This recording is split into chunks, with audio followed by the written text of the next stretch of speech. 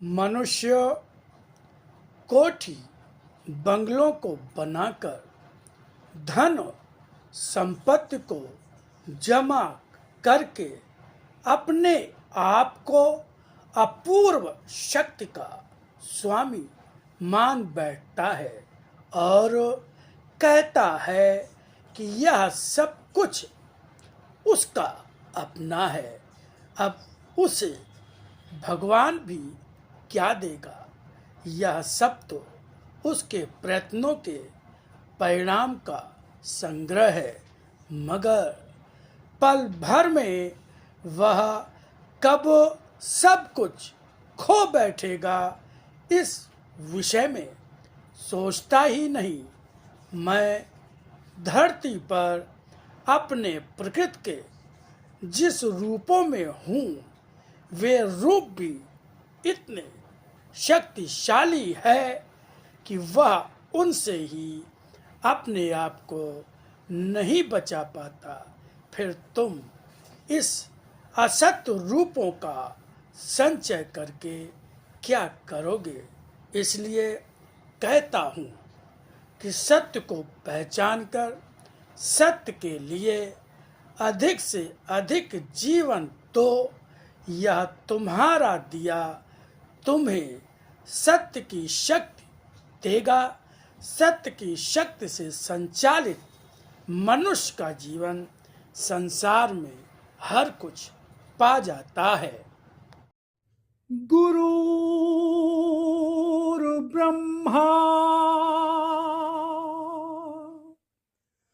गुरुर्विष्णु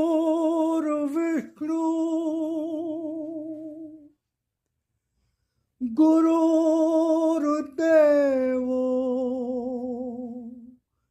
महेश्वरा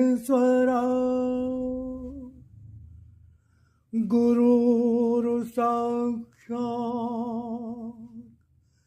परब्रह्म तस्मै श्री गुरुवे नमः।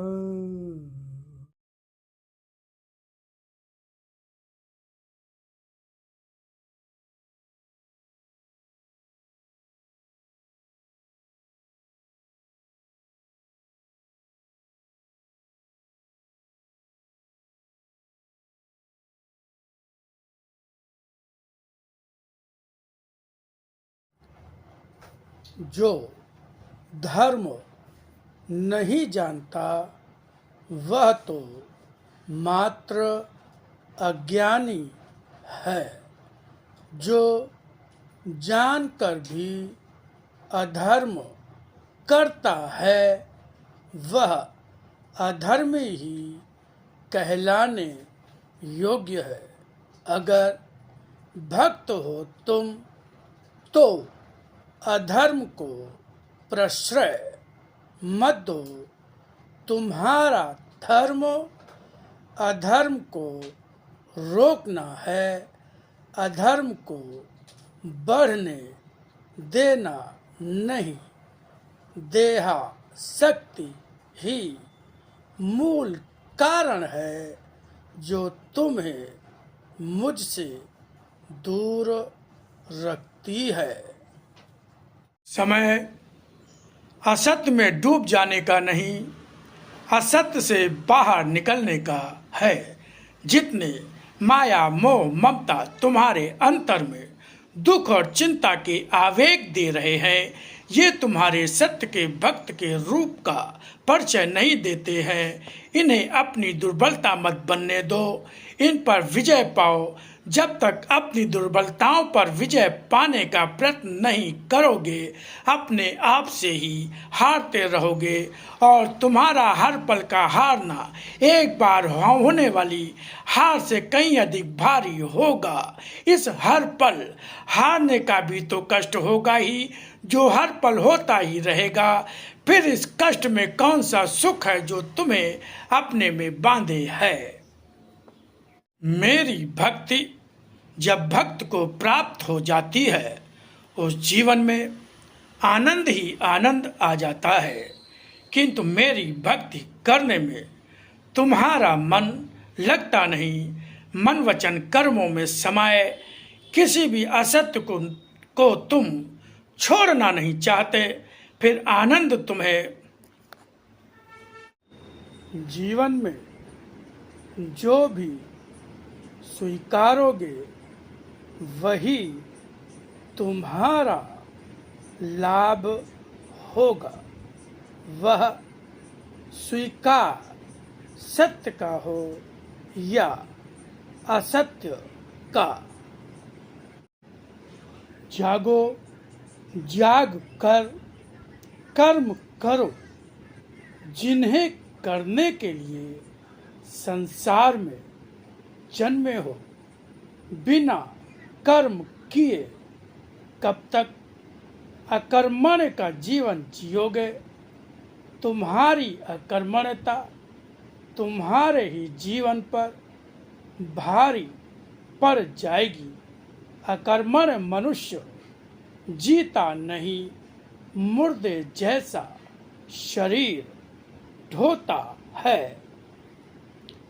जिस तरह मेरी शक्ति के अवतरण का अवसर मनुष्य के लिए अपना जीवन संवार लेने का अवसर है, यह अवसर मनुष्य के लिए मेरी पूजा कर पाने का अवसर है। मगर यह तिलक चंदन लगाकर आरती गाकर पूजा करने का अवसर नहीं, मेरी सेवा के लिए कर्म करके पूजा करने का अवसर है। भक्तों पर कृपा करता, सत्य पर आश्रित प्राणी की जीवन रक्षा का वरदान देता, अन्याय करने वाले को दंड देता मैं ही तो हूँ।